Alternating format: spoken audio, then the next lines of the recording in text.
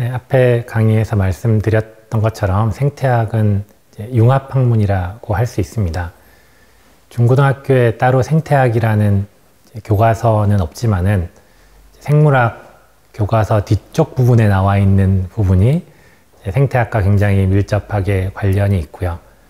결국은 사람과 어떤 다른 생물체 간의 상호작용 혹은 생물과 환경과의 상호작용을 다루고 있는 파트가 생태학을 다루고 있는 부분이라고 할 수 있을 것 같습니다.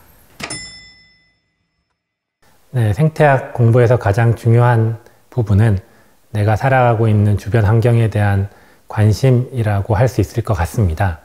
현재 중고등학교 교과서에 포함되어 있는 부분을 보면은 너무 오래전 이야기를 하거나 혹은 너무 스케일이 큰 이야기를 하고 있어서 이게 실제 나의 삶과 어떤 연관이 있는 학문인지 공부인지 감이 잘 안 올 때도 있는데, 조금 쉽게 얘기하면 생태학이라는 단어의 어원이 내 집에서 일어나는 일을 이해하는 학문인 것처럼 내 주변에서 일어나고 있는 사소한 일들 혹은 조금 큰 일들을 이해하는 것이 생태학에서는 가장 중요한 일이라고 할 수 있을 것 같습니다. 예를 들어서 해마다 봄이 되면은 우리나라 전체가 미세먼지 때문에 고생을 하는데, 정말 이 미세먼지가 어디에서 생겨나고 그리고 어떻게 이동을 하고 그리고 실제 우리 생활 사람에게 뿐만 아니라 여러 동물 혹은 식물들에게 어떠한 영향을 끼치는지 궁금해하게 되면은 그게 아마 생태학에서 가장 중요한 부분이 아닐까 싶습니다. 네, 생태학 공부는 어떻게 보면 우리의 삶을 좀 더 풍요롭게 만드는데 가장 필요한 학문이라고 할 수 있을 것 같습니다. 그리고 나 자신만 혼자만 행복하게 살아갈 수 없다는 것을 생태학을 공부하면서 알게 되는데, 우리가 얼마나 다른 생물들과 연관되어서 살아가고 있는지, 그래서 생태학을 조금 더 공부하면 공부할수록 나 자신만을 위한 삶이 아니라 나와 같이 생활하고 있는 다른 동물들 그리고 식물들 그리고 이것들을 잘 보존하고 잘 알아가는 것이 결국 우리의 삶을 풍요롭게 할 수 있다는 것을 이해하는 것, 그것이 아마 생태학을 공부하는 가장 중요한 이유가 아닐까 생각을 합니다. 네, 사실 제 중학교, 고등학교에서는 생태학이라는 학문을 따로 배우지 않기 때문에 내가 배우고 있는 것이 생태학이 맞나? 라는 생각이 들 때도 있을 겁니다. 굉장히 오래전 지구에서 일어나는 일을 고등학교 교과서에서 가르쳐 줄 때도 있고, 그리고 현재 지금 우리에게 당면한 바이러스와 사람과의 상호작용에 대해서도 교과서에서 이야기를 하는데, 사실 이러한 생태 환경의 변화 혹은 생물과 생물과의 상호작용, 이런 것들이 다 생태학이라고 할 수 있을 것 같습니다. 생태학을 잘 공부하는 방법이라면은 아마 내 주변에 있는 내가 좋아하는 동물들 혹은 내가 좋아하는 식물들을 관찰하면은 그게 굉장히 좋은 출발점이 되지 않을까 싶습니다. 굉장히 바쁘게 살아가고 있잖아요. 길거리에 가도 보통은 핸드폰을 보거나 다른 사람과의 소리를 차단하기 위해서 이어폰을 끼고 노래를 들으면서 걷거나 이런 생활의 모습들을 많이 가지고 있는데, 조금만 내 주변에 어떠한 생물들이 있는지 관찰해보고 조금만 멍 때리면서 그런 식물들이나 동물들을 관찰한다면은 생태학이 이전보다는 조금 더 좋아지지 않을까 생각을 합니다.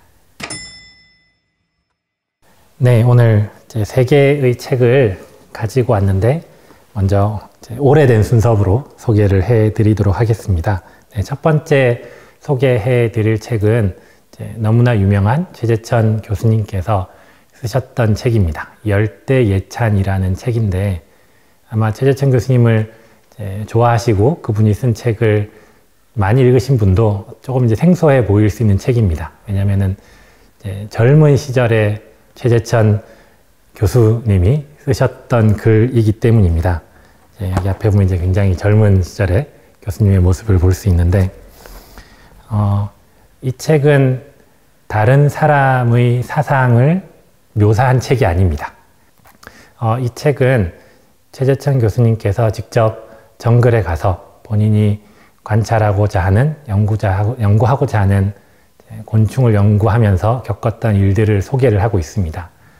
그리고 꼭 곤충을 연구한 내용만 있는 것이 아니라 같이 연구를 했던, 같이 그곳에 갔던 동료 연구자들과의 생생한 대화, 그리고 모르는 것을 발견했을 때의 기쁨들을 최재천 교수님의 특유의 화법으로 굉장히 생생하게 전달을 해주고 있는데요.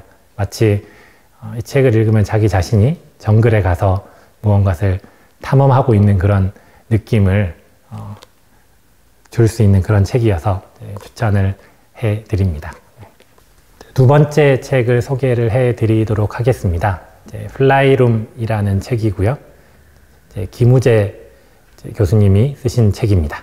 굉장히 젊은 작가십니다. 최근 들어서 여러 가지 책들을 쓰고 있는데, 이 책을 추천을 해드린 이유는 비단 과학자가 실제 자연에서 일어나는 일들만 관심을 갖고 연구를 해야 되는 사람이 아니라 과학과 연관되어 있는 수많은 사회 현상들, 그리고 과학적이지 못한 여러 가지 현상들에 대해서 목소리를 내고 거기에 대해서 이야기를 해야 된다라는 주장들을 하고 있는데, 거기에 대한 내용을 꼭 한번 소개를 시켜드리고 싶어서 이 책을 추천해 드립니다. 특별히 중고등학생들에게 이 책을 추천을 해드리는 이유는, 과학이라는 것이 어떠한 사실, 중립적인 사실을 놓고 그거를 발견하는